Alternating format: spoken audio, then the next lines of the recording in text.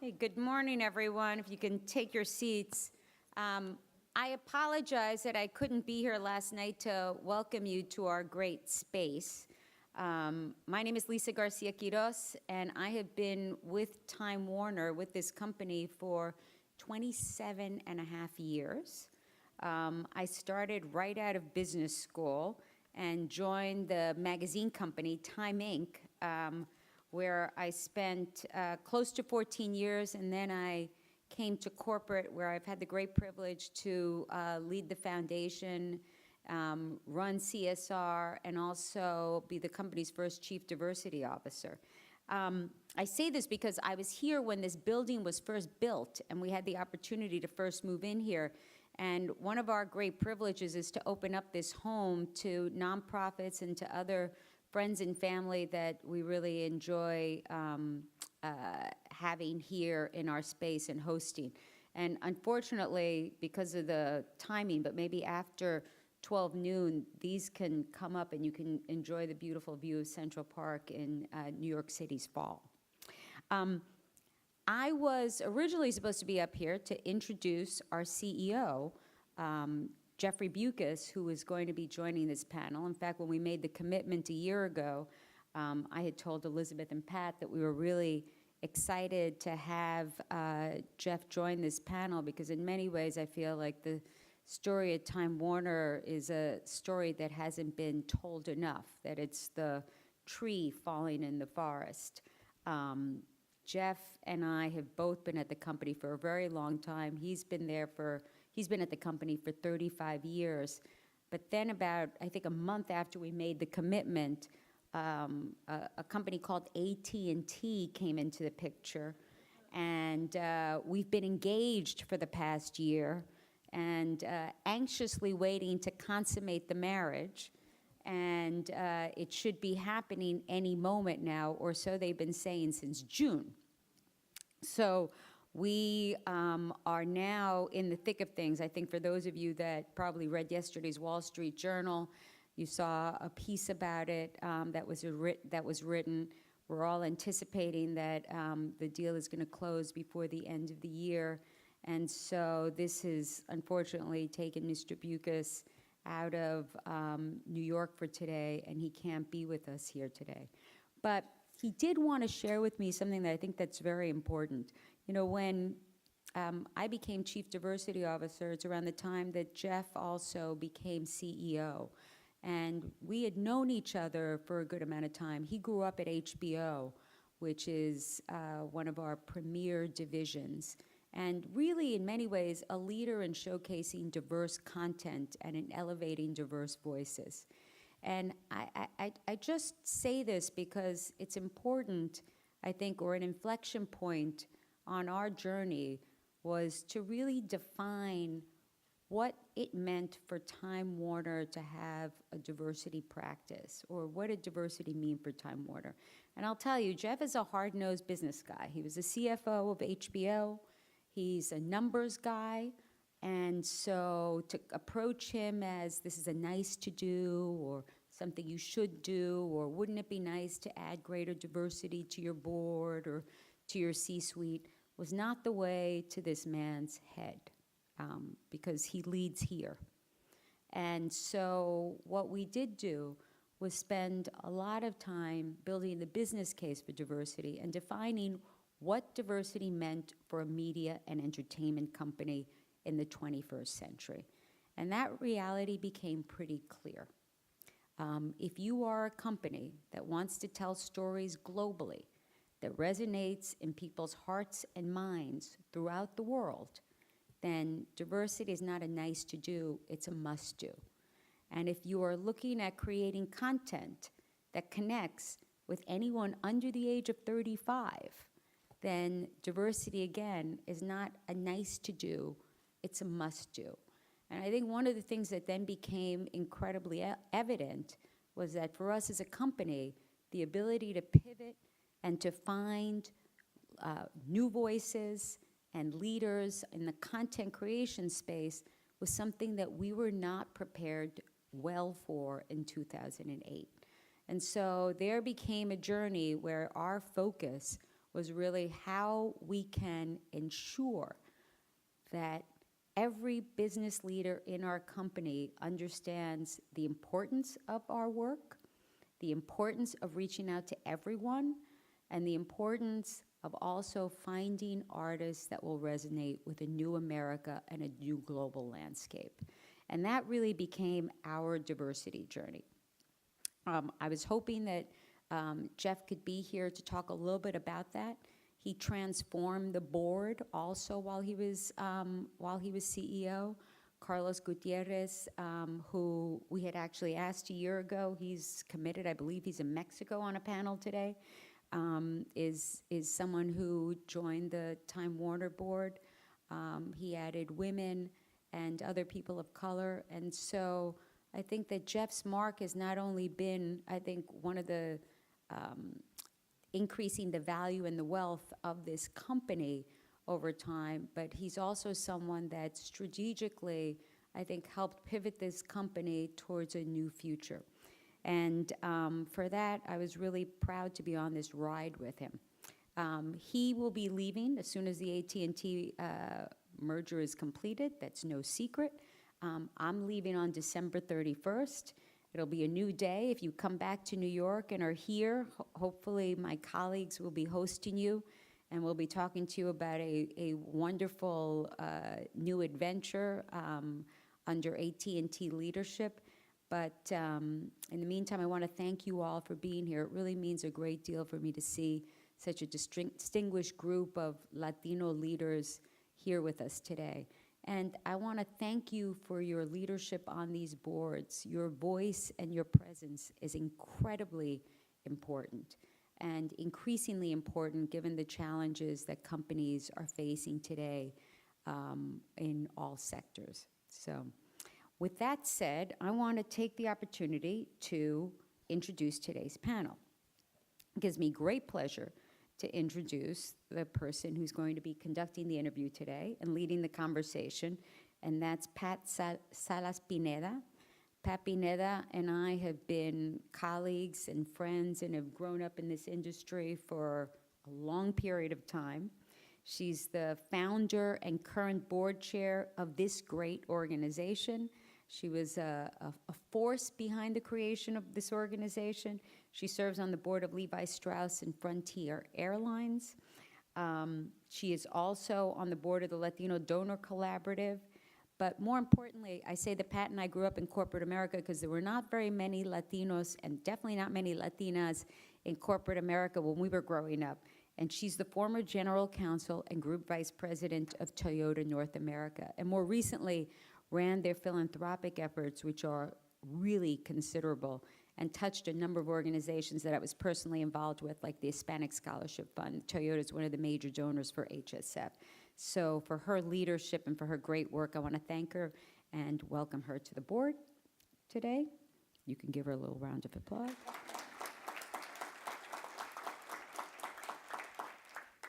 And then it gives me great pleasure to introduce Juan Ricardo Luciano, who's the chairman of the board of directors, president, and CEO of Archer Daniels Midland Company. He started in 2011 as an EVP and chief operating officer, named president in 2014, and then became the 9th CEO in ADM's 112-year history in 2015. I take great pride in seeing Latinos rise into positions of leadership, but it is a very storied and rarefied world for that small group of Latinos who are at the CEO role. So we are incredibly fortunate to have him here today. And I want to thank him for all of his good work and for his leadership and for all he's doing to inspire those of us in the audience and those perhaps who are even still in school to reach the heights that you've reached. So we look forward to this conversation, and thank you for being here. Lisa, don't go anywhere. Please pass on our appreciation to Mr. Bucas, and I want to thank you for your outstanding leadership and all that you've done to advance diversity. And I want to recognize Lisa because she was really the effort behind bringing Time Warner along as our convening host. And in appreciation for all of your efforts, we want to give you a small token of our appreciation. Thank you so much for all the work that you do.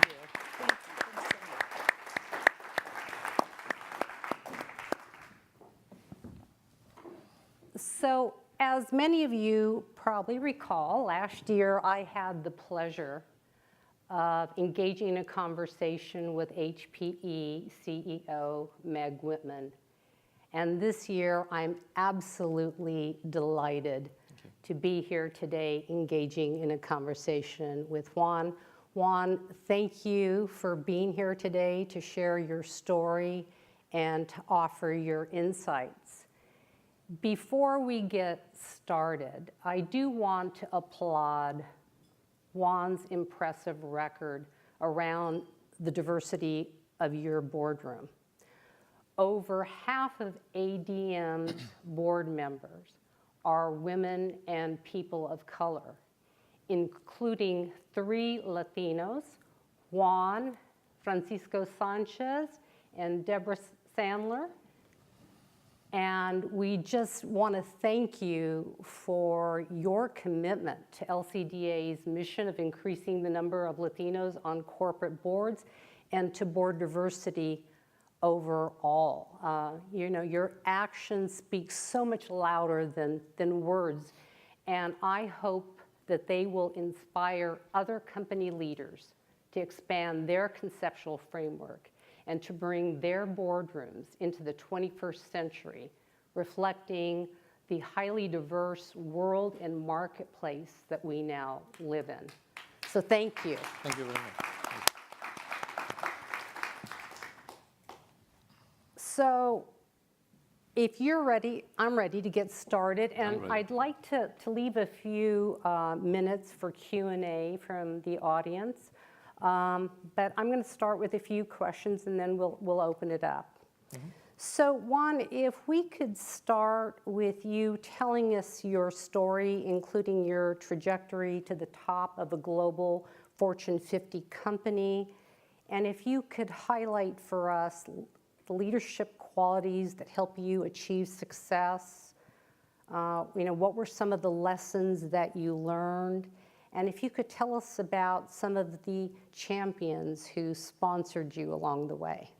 Yeah, okay. So good morning, everybody, and thank you, Patricia, for that introduction.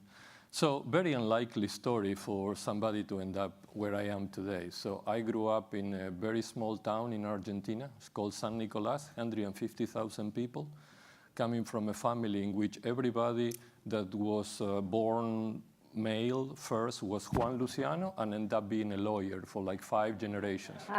So my mother is a lawyer, my father is a lawyer, and the rest of the family has land. So I was related to agriculture. So my father passed away when I was 6, so I didn't have the pressure to become a lawyer, and I became an engineer. And I joined Dow Chemical. At that point in time in Argentina, they were hiding the American names because it was terrorism. So I applied to a request from Indochim that ended up being the Dow Chemical fake name in Argentina, I guess to protect their employees. And I was given a job as a salesperson, and my mother again, and everybody in my family, they were expecting that I was going to be a famous lawyer. My mother cried for about 2 weeks that I was going to be a salesperson. I have a master in engineering, and she thought that if I was not going to be a lawyer, I was going to send a man to the moon, and selling chemical products was something well beneath what her expectations were at the time. So, and I mentioned that because I think in Argentina, our customers were not corporations like here. They were mostly companies owned by somebody. And as a seller, you deal with the owner all the time.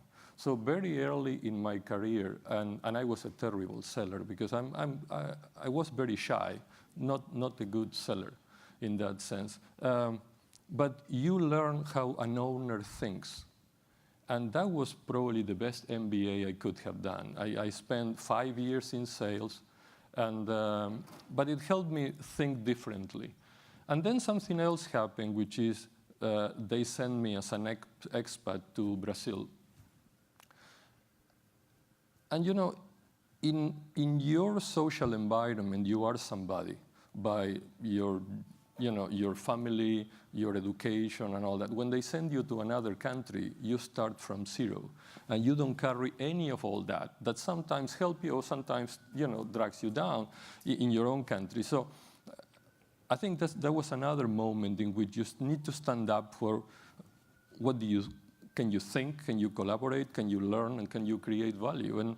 And I would have not taken that decision had Dow Chemical not been so aggressive. They told me on a Tuesday afternoon about the opportunity. Thursday morning, I was working in Brazil. And I think it was the only reason for which I went, because they didn't give me time to think. Had I thought about it for a month, I probably would have found 5 reasons for which it was a very bad idea to leave my country. So I think that was important. And I would say I always like to learn. And I think when you get to these jobs, it's not that much your IQ, if you will, or how much you know about businesses. It's much more how much do you know about yourself, and how much do you have enough introspection during your life to learn what are you good at and what are the things you're not good at.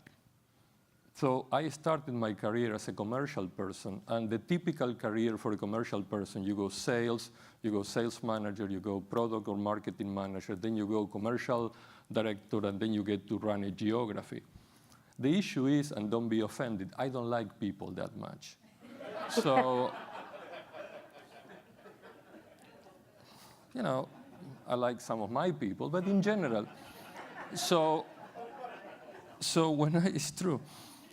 So when I had opportunities to have customer interactions or entertainment and all that, I like to work with the customer. I like to understand how to create value for them. I develop a trustable relationship with them. So I was good in that sense. But you put me in an entertainment with customer, and after 2 hours, I don't want to see that customer anymore. And but it was a limitation for me. And at one point in time, I needed to make a decision to say, I'm going to be that person and live all my life outside my comfort zone on things that I don't enjoy, or will I move into more strategy or business, and when maybe it's a little bit quieter, it's a little bit more about thinking, but I could feel more comfortable. And at that point in time, I mentioned this because at that point in time, I thought I was limiting my career.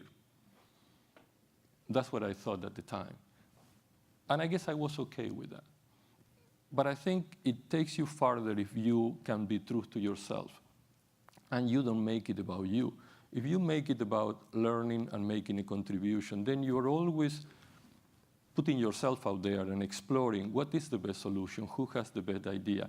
I think if you build a career thinking about how can I be more successful, I think you don't go very far. So I would say if there are any pearls of wisdom in my mind, which my wife disputes that there are none, I would say I always have a passion for learning, whether about other things or about myself.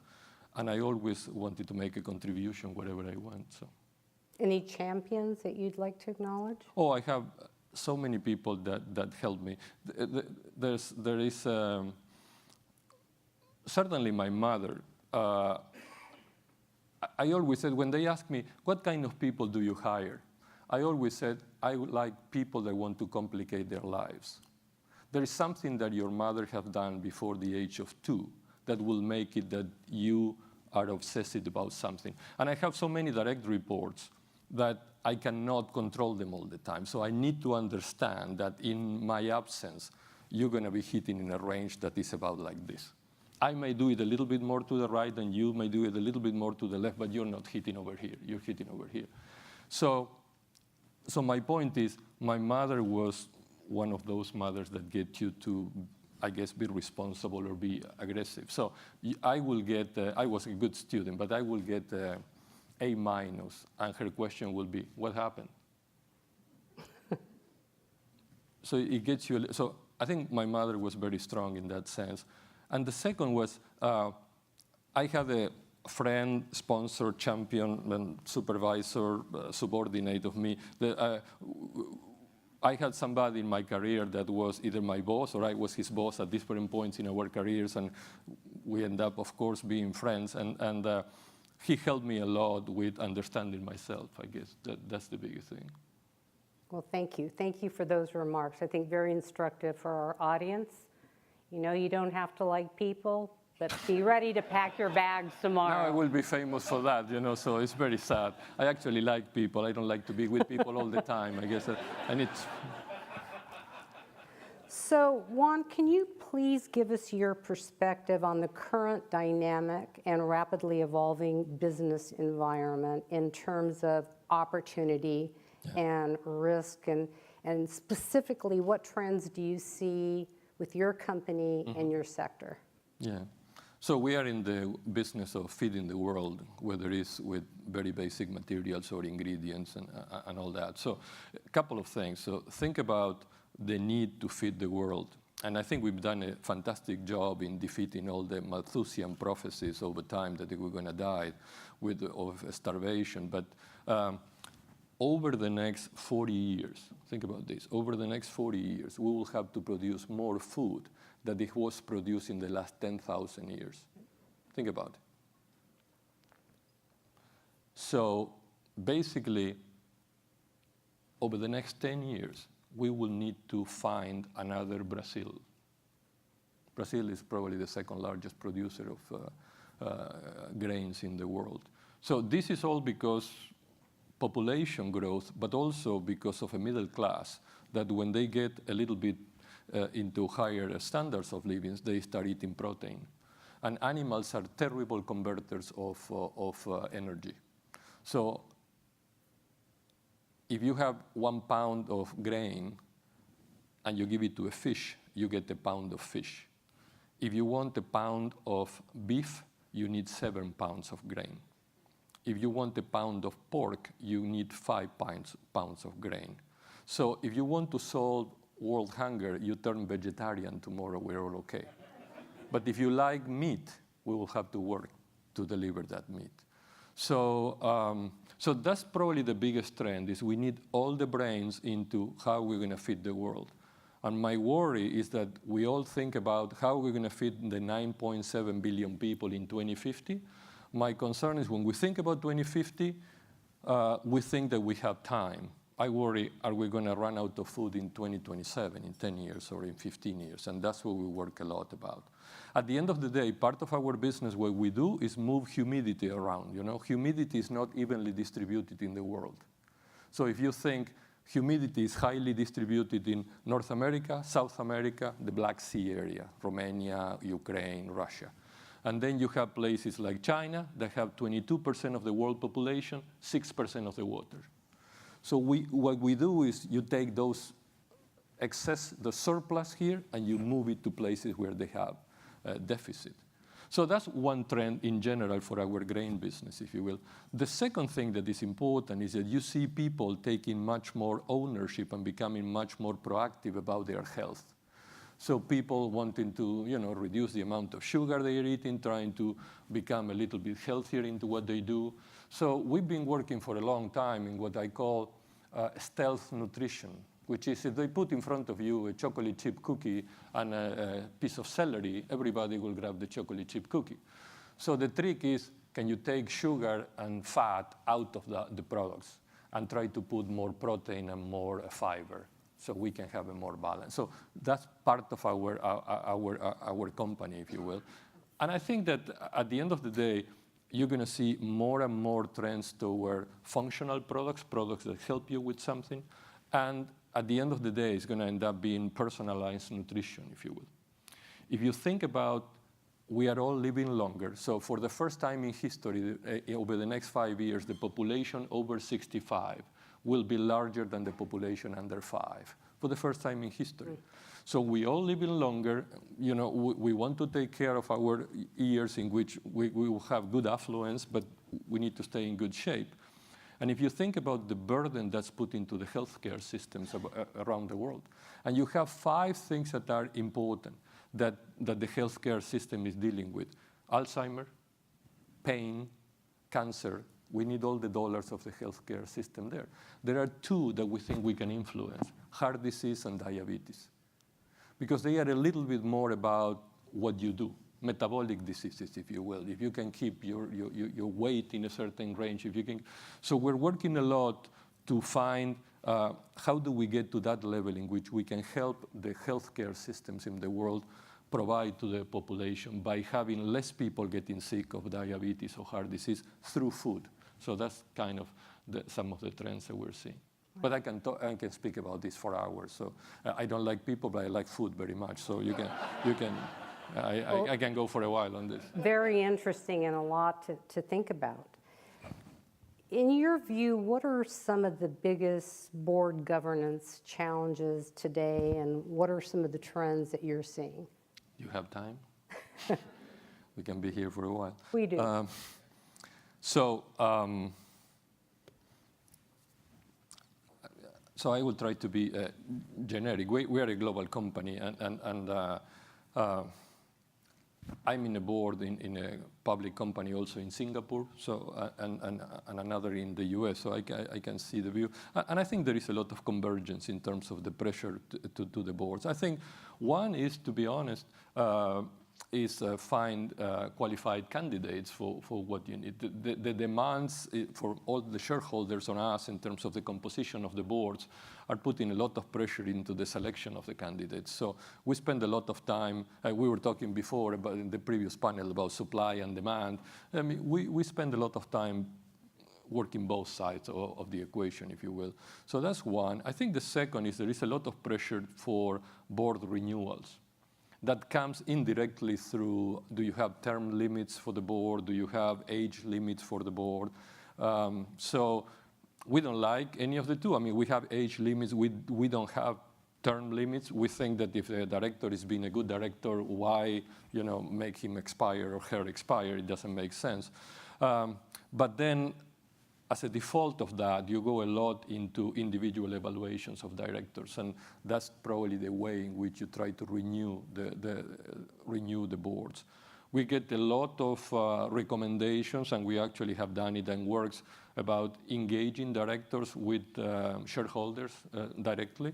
And so we've done a run last year, over the last 2 years, with our lead director and our general counsel approaching shareholders and the governance department of those shareholders, and it works very well. So we see that. And I think the biggest thing probably for boards is that how do you keep the balance between everything you need to do from a regulatory perspective with the task of the board, which is thinking about how do we create long-term value for the company. So and I think Francisco and Deborah know, I'm very purposeful about saving time in the agenda for strategy. So there is a day on Thursday for us that we do only strategy. So all the other mundane things about the quarter and regulatory and audit committee and Dodd-Frank and Sarbanes-Oxley and sustainability, they're done on Wednesday. On Thursday, we only talk about the strategy, whether it's people, succession, or whether it's long-term strategy. And I think that's the only way we found out to say we will respect that. If not, the day-to-day, the regulatory stuff start encroaching into the strategy. And because strategy is long-term, you always think you have time, that you're going to do it later. So we try to, through physically scheduling different times, to respect that time. I know that in my experience, our boards have all wanted to spend more time to talk about strategy. We get all the presentations, then you run out of time. So that is so important. It's true. So in 2015, McKinsey issued a study entitled Diversity Matters. Mm-hmm. And they found that companies in the top quartile for gender and racial and ethnic diversity were more likely to have financial returns above their national industry medians. We're also seeing today that the highly diverse marketplace, which includes our growing Latino purchasing power, this marketplace is driving the growth for most, if not all, consumer companies. Mm-hmm. Your track record in leveraging diverse talent is impressive, not only in your company, but across your sector. Tying into McKinsey and our highly diverse marketplace, can you tell us about some of the initiatives you have underway and the impact that they're having? Yeah, so I'm a very unusual person to take credit on diversity because, to be honest, I'm almost completely blind to diversity. I'm a Latin in a corporation, but I grew up in Argentina where I'm not a minority. So by the time I came to the US, I was already an executive, so I never felt that I was a minority. So the reason our board is diverse is not because I think about diversity. It's because we source 160 countries, and 95% of our customers are outside the US, where we produce more of our stuff. So for me in particular, it was always a logical thing to have a balanced board. So I never thought about actually being even recognized or where people will think that we have this kind of ratio. I never attempted that.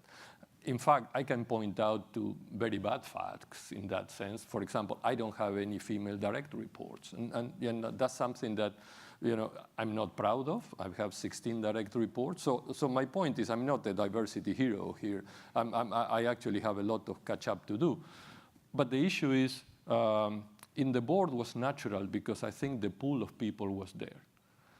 In our company, the agricultural industry has a very poor track record of growing females through the ranks for whatever reason. So to your point, Patricia, is we've been going and working with the previous Secretary of Agriculture and all that, and we have led a coalition, if you will, of different companies to try to bring women into agriculture. We have gotten a little bit better because now we have more ingredients into our company. So when you, for example, you have a flavors company, about 50% of a flavor company tend to be female. But in a grain company, it's like 95% of the people tend to be male. So my point is we're still struggling with that. We're doing a lot of things. We're trying to work the demand side for the agricultural side.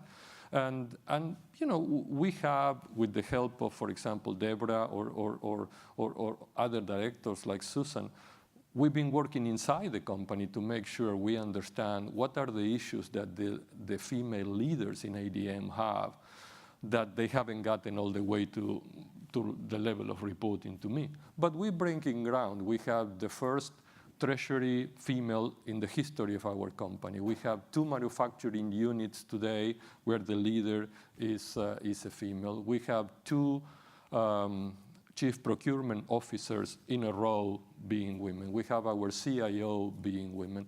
So I think that we're making progress, but in this area, progress is never fast enough. And I think it's embarrassing the type of statistics we're getting, all of us, into this. So I don't think that it's for anybody to feel proud. Anybody needs to feel that we need much more intentionality into do this. For any other thing that we do, for any other objective, we have an implementation plan, we have KPIs, we have, check and do, act, and all those things. And I think for diversity, it becomes something that maybe like strategy in the board, you always think you're going to have time and you don't do it.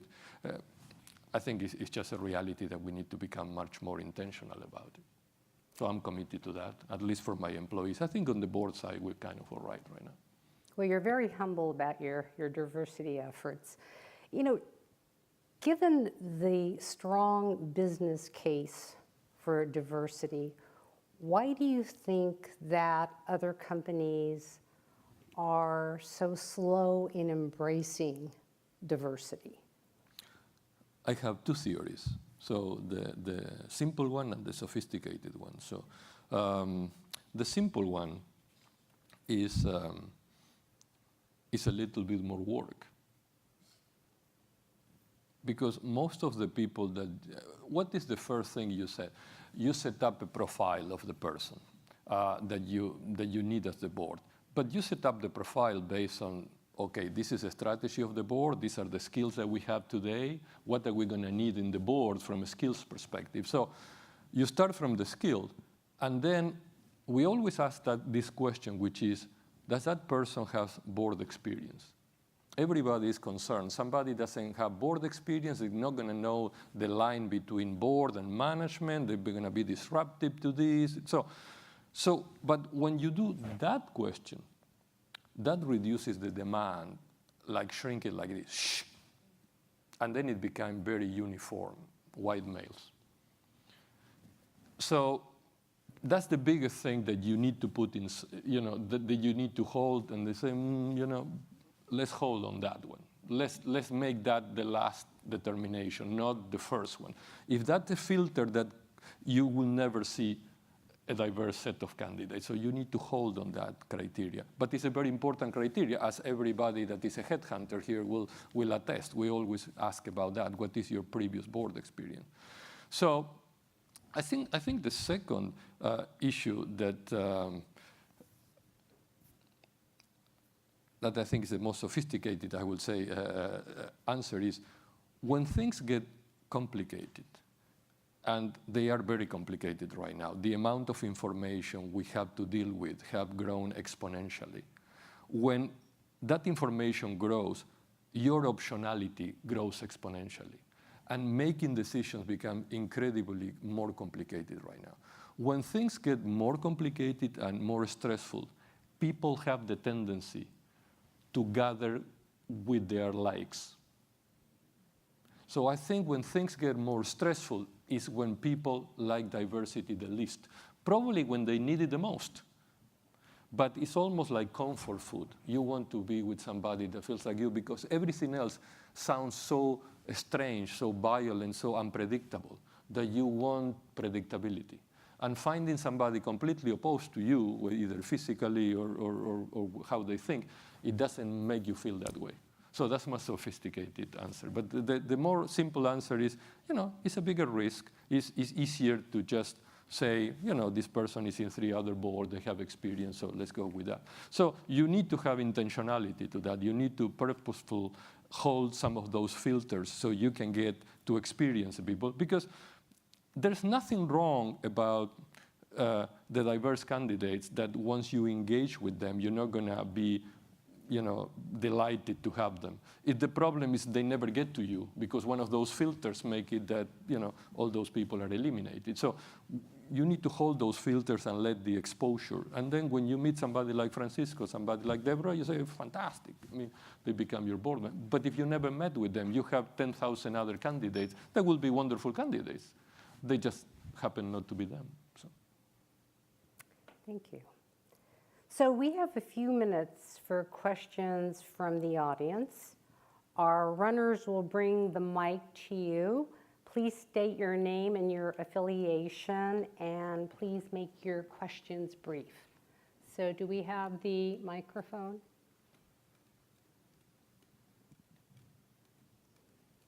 We've got some mics. So do we have any questions from the audience for Juan? You see, I said that I didn't like people. Now they are afraid of me. Juan, I have to ask this question. Please. My day job is president of the National Hispanic Medical Association. Mm-hmm. Very interested in having more of our health professionals in the United States. We work with doctors, public health, nurses, dentists. Mm-hmm. They all aspire to be leaders. What would you suggest having a company that is looking for the health of our future on how to include leadership development or mentoring, et cetera, but for health professionals? Maybe not just board members, but very interested in becoming more aware of your vision and being leaders in our communities to help change the behavior of our communities that obviously need behavior changes for decreasing diabetes and heart disease. Yeah, so it's interesting. The only doctor I like in my life, no, I'm serious. Before I lived in the U.S., so I came to the U.S. 21 years ago. Before I came to the U.S., I lived in Brazil for 3 years. I'm a smart person and I like to learn. I always felt with doctors that doctors are a little bit arrogant. And most of my time in my family, when somebody was sick and they were insisting that they were having something and the doctors were saying something else, most of the time the patient ended up being right because you tend to know your body. And I find doctors sometimes a little bit arrogant in that sense, almost to say, okay, I mean, don't tell me you've probably been browsing the net and you think you know what you have, but this is what you have and this is what we're going to do. I don't react very well when you tell me something like that because it's my body, it's my health. So the best doctor I met in my life was a doctor in Brazil, very old doctor. And I lived 3 years in Brazil, so you get to Brazil, you really don't want to establish a relationship with a new doctor. You would like to go back to Argentina to your own doctor. But anyways, I didn't have time, so I did. And I really liked that guy, and I didn't know why I liked the guy. And then he told me he's been an engineer for 21 years. Then he got tired, and he studied medical, and that's why he was so old, because he started being doctor like in his 60s and all that. But, I could relate to him. And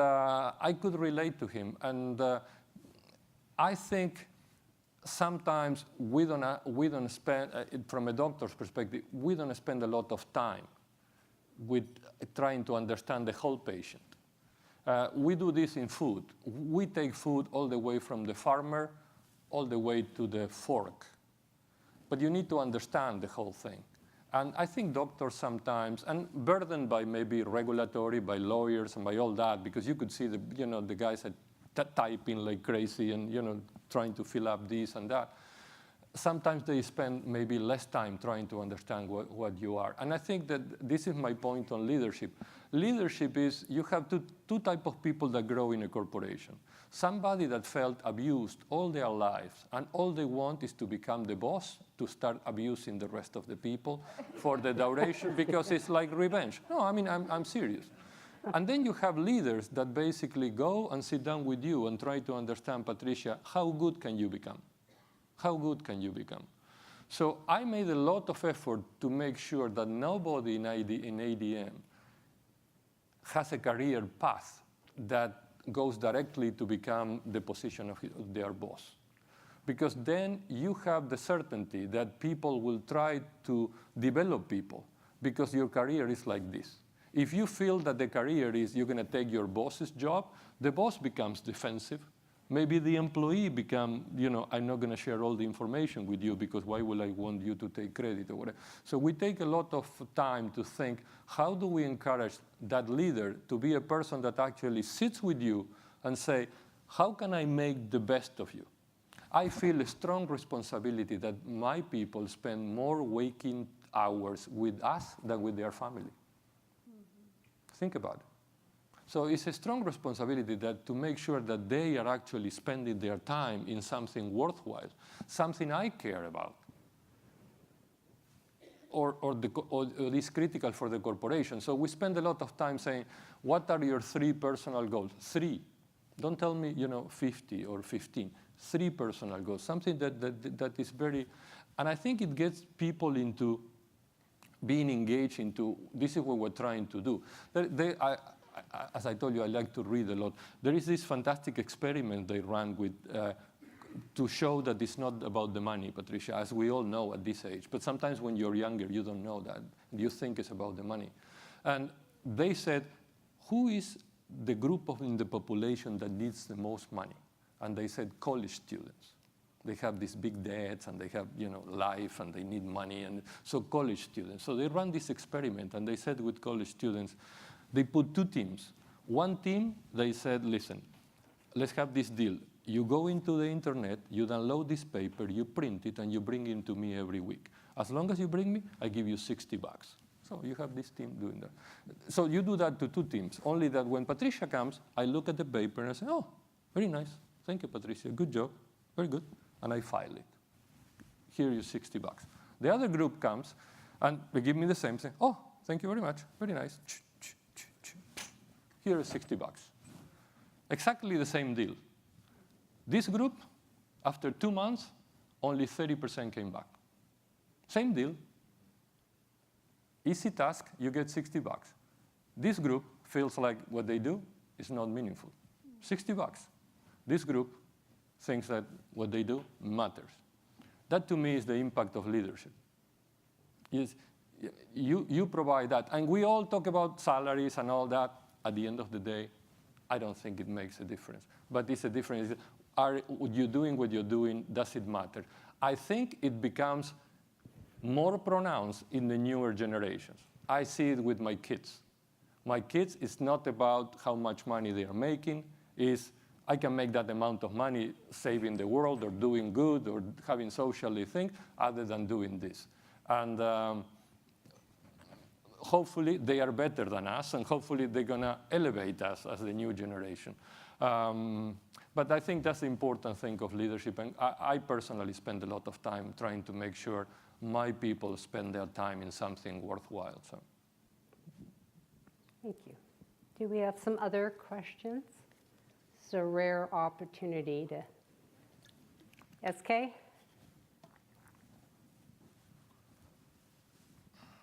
Hi, SK Gupta. I totally understand that you don't like people, or at least you don't like spending time with people, but you seem to do things that require a lot of listening. Yes. So my question to you is, how do you manage your time so that you have the time to read, to listen, to work the hundreds of countries that you work across? Yeah, it's a very sad life. The other day I was giving a speech in my own company, and one person waited for me after I finished. I coming out of the podium, and she says, she introduced herself, and she said, I have a problem. I said, my son wants to be a CEO. He's 22, and he said he would like to talk to you. And I said, don't worry, send it my way. He will never become a CEO. He can see my life for a while. He will completely regret. I never wanted to have this job. So I had no aspiration to be a CEO. I think I try to have a lot of devices. So my wife is fantastic, and she understands me. I mean, we've been together since September 11, 1977.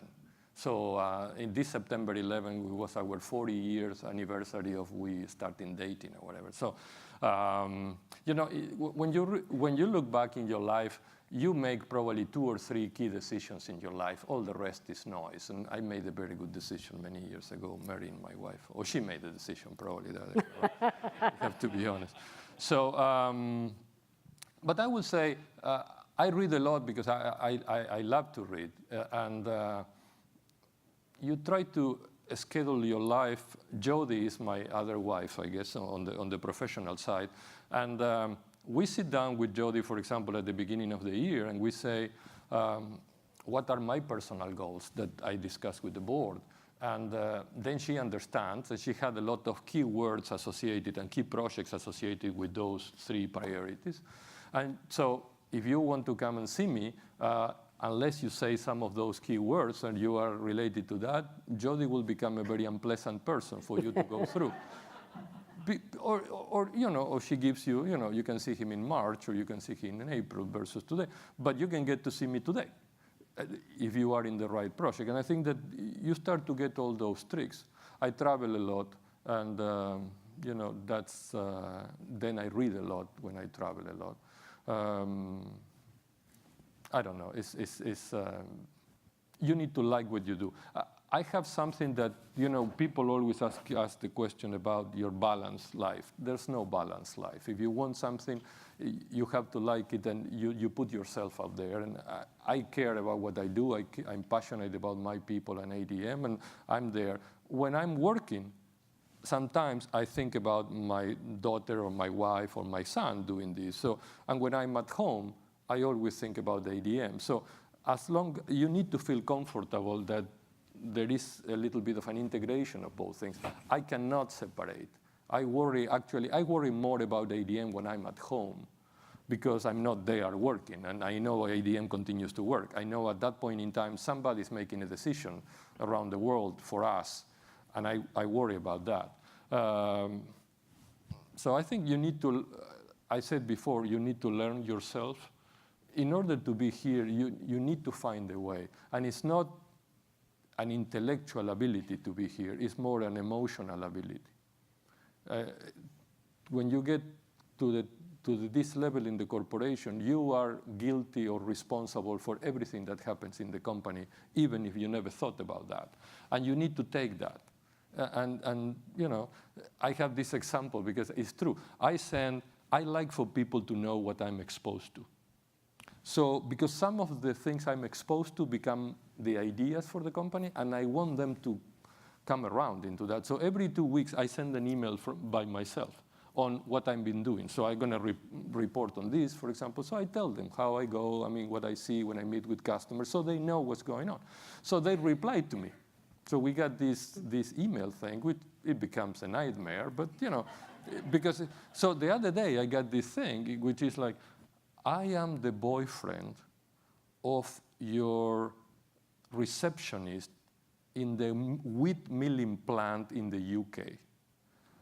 There is an expansion in the plant, and one of the power lines have been down, and my girlfriend has been without heating for 2 weeks, and I was wondering whether you could put a heater because she's been uncomfortable in the mornings. I deal with those things. She got a heater. But my point is, as a CEO, you are responsible for the comfort of the receptionist in the plant in the UK. I will never met her. Or the coaching to the boy of that logistics lady that wants to be CEO. And that is fine. They are dedicating all their lives to us, all their waking hours. I find pleasure into that engagement. But my point is, it's a 24/7, 365 engagement, and that's all right. But you have to like it. So, go ahead. I'd be curious to get your perspective. Clearly, within the U.S., there's a growing consensus around health and what you eat. But it seemed like 30 years ago, we didn't really hear much about being gluten-free or lactose intolerant or allergies with nuts and all these. But yet now it seems like it's very, very popular. Would love to get your perspective on, is it the genetics that go into food in the U.S.? Because it seemed like in some of the older world countries in Europe, you don't really hear much about that, or maybe the media doesn't talk about it as much as they do here in the U.S. We'd love to get your perspective on that whole phenomenon. Yeah, I have a theory. You may like it or not. So if you think about Europe, where everything is smaller, houses are smaller, and everything is a little smaller, Europe does not accumulate that much stuff. So if you are in Italy, you eat what is in season. That's happened when I grew up in Argentina. You don't see peaches for a long time. Then you get peaches. Now here, you go anywhere and you can get strawberries that are like this size. They are perfectly red. They have no taste. But they look fantastic. But they look fantastic. Why? Because you want to have strawberries all year round. That's what you get, a very nice looking strawberry. So I think the issue is sometimes here we have big pantries. We can accumulate stuff. So what happens is you end up eating the same all the time. So food is not the problem. The problem is if you eat the same thing for breakfast for 30 years, or if you have the same thing for lunch every year. And we are afforded that variety. So if you are a fanatic of strawberries, you can have strawberry 365 here. In Argentina, when I grew up, or in Italy, if you want strawberries, you have strawberry 3 months of the year. The rest of the time, you have to have an apple or you have to have an orange. That diversity creates that your gut microbiome is more diverse. So you can handle things. So we are into probiotics and prebiotics, and it's basically what happened is like, if the two of us are having the same food, maybe I gain weight, maybe you lose weight. We take the same medicine. Maybe it wakes you up, maybe it put me to sleep. So there is a reaction with your microbiome. So that's a new business we have. We call it bioactives, and it's going to be very successful. But the issue is we're trying to explore those interrelationships. And so I think what you're describing, I think is much more the fact that we think we are very diverse, but if you record what you eat, you are very predictable and very homogeneous in what you eat, very constant. So what happened is your bacteria, part of those bacteria died and part of those bacteria grow. So the bacteria you have end up determining the metabolism you have. So I would say, I don't think people are more sensitive to anything. It's just you get stuck that you like that kind bar and you have it all the time. You know, it's a cereal bar at the end of the day. You should have other things. But we have gotten into this world that convenience goes over quality. Think about this. You're taking pictures with a phone. So certainly quality is not important. Convenience is more important. We have sacrificed. So, you know, you listen to music in Spotify through your phone. That's not quality music. If you want quality music, you will have a stereo. If you want to take a good picture, you will have a Nikon camera or a Canon camera. But you do it with the phone because it's convenient. The same happened with food. Think about the evolution. Before, I don't know, 50 years ago, I was not in the US, but I imagine you wake up early, you squeeze an orange, you cook eggs and bacon, and that's your meal, if you will, for the morning. You fast forward 20 years, you don't have time, so you pour milk into a cold cereal. That becomes your breakfast. Today, we have customers that come and say, I need a breakfast drink so people can take it in the train on the go. I want it to have 16% protein, 22% caffeine, being white so it looks like milk and it feels like milk, and it has to be banana flavor. We produce that. We give them 100% of that product to people, 100%. But that's breakfast today. So my point, that's very convenient, but after a year of having this, you have changed. So I think that's the way we tend to think about how to help food. So we're balancing some of that. We're helping with probiotics, because we realize that we're not going to change socially how people live. They're going to live a certain way, so we might have to complement with supplements or probiotics to get you standard. So if you are here, you might need a metal, you might need a probiotic, a prebiotic, and we're trying to work through that. So we go from being foodies to becoming more like scientists. And that's a good evolution for the company. Yeah. So interesting. I think we have time for one more question. Maria?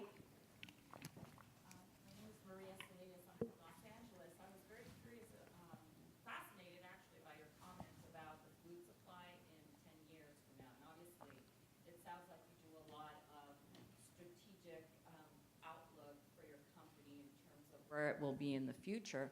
And I was curious as to how that translates to your board leadership. Do you ever think about, or how do you think about your board of the future and what you need and the skill sets? And then does that translate into a pipeline, for example? Mm-hmm.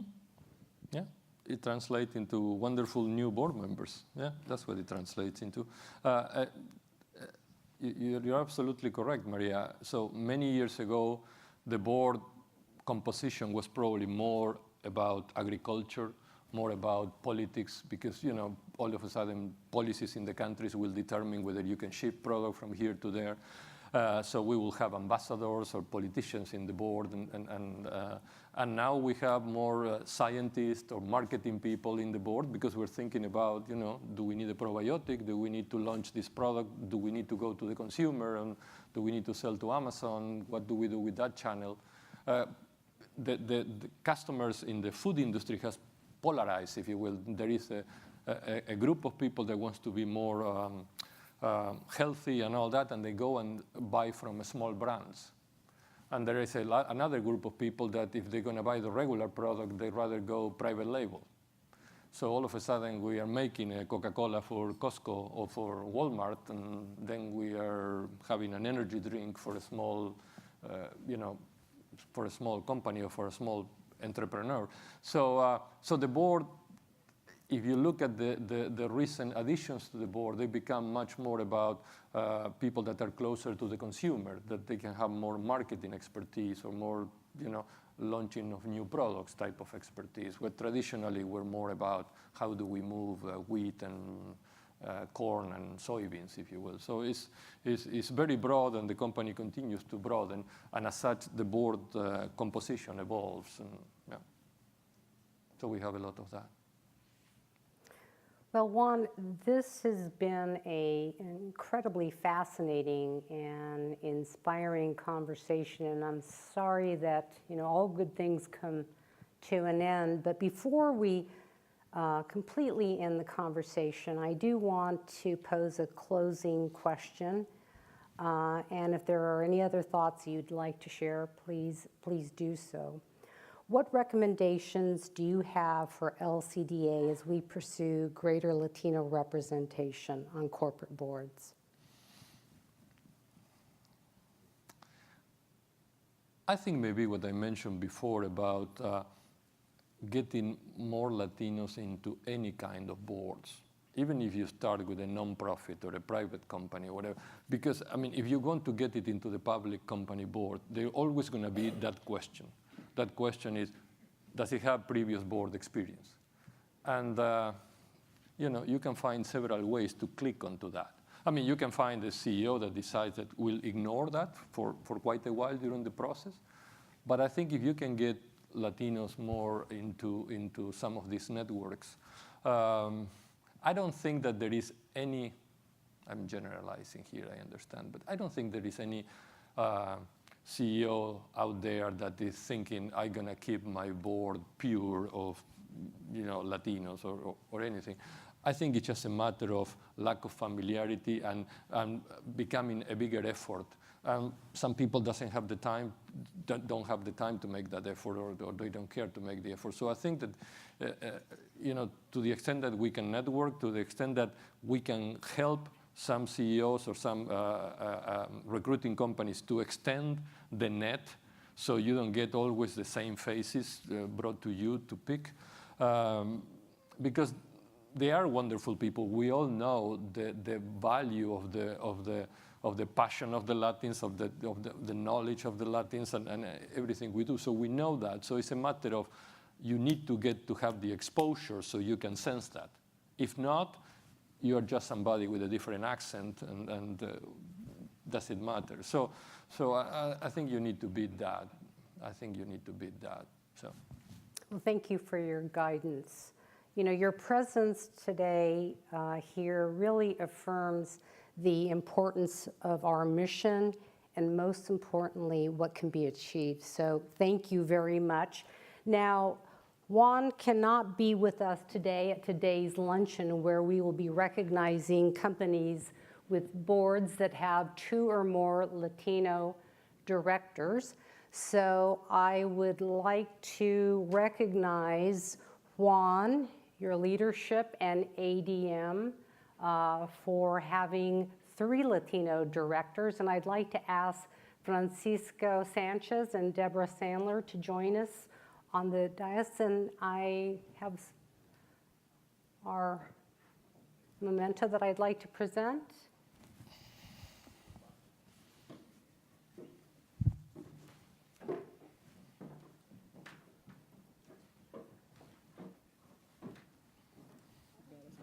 Okay, we'll take a photo while we're waiting.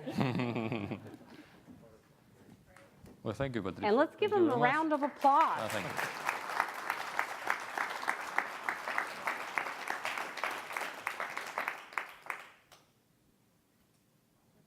Thank you very much. Great job. Oh, thank you. Thank you. Thank you. So thank you for being here. Thank you.